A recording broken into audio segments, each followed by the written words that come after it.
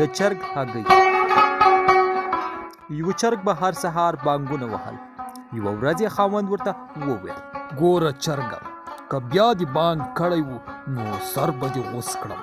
چرګ وویرېده او له ځان سره یې وویل: په فکر کې قاعده ده چې د اړتیا په مهال ناروا کار هم روا وي. له حکمت څخه به کار واخلم او تر هغه به اذان نه کوم چې دا توپان تیر نشي. هسې هم که زه بانګ ونه کړم نور چرګان شته چې بانګونه وکړي. ورځې تېرېدې او چرګ به بانګ نه کو چې یوه ورځ یې خاوند ورته وویل: چرګه له دې وروسته به د چرګې غوندې کوټ کوټ کوې، که نه نو لنګي به دې په شوروا کې لک ولاړ وي.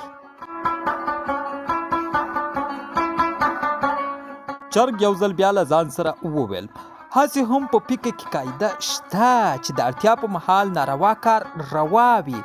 دا به حکمت وي چې څه موده سر ښکته کړم چې د حالاتو دا تریخ توپان تیر شي. تر هغو به کوټ کوټ کوم چې ژوندی پاته شم. او زیاته یې کړه چې بې غیرته یم خو چې ژوندی یم.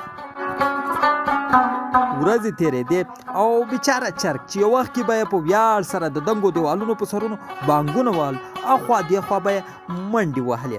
نن ورځ یې د چرګې غوندې کوټ کوټ شروع کړي. یوه میاشت وروسته یې خاوند بیا هم وګواښه او ورته یې وویل: تا ته وایم چرګه، که سر له ننه دې د چرګې په څېر هګۍ وانه چوله نو سبا ځان د چړې تیښته تیار کړه. چرګ چې دا واورېدل ویې ژړل او له ځان سره یې وویل: کاش کې په داسې حال کې مړ شوی وای چې په لوړ غږ مې په ویاړ سره بانګ ویلی. افسوس چې د خپل ژوند ژغورلو لپاره مې سر ټیټي غوره کړه او اوس په سپکاوي وژل کېږم. نتیجه: څوک چې د ځانه چینجی جوړ کړي او په ځمکه سکیږي نو که تر پښو لاندې شي د تاوان وړ نه ده.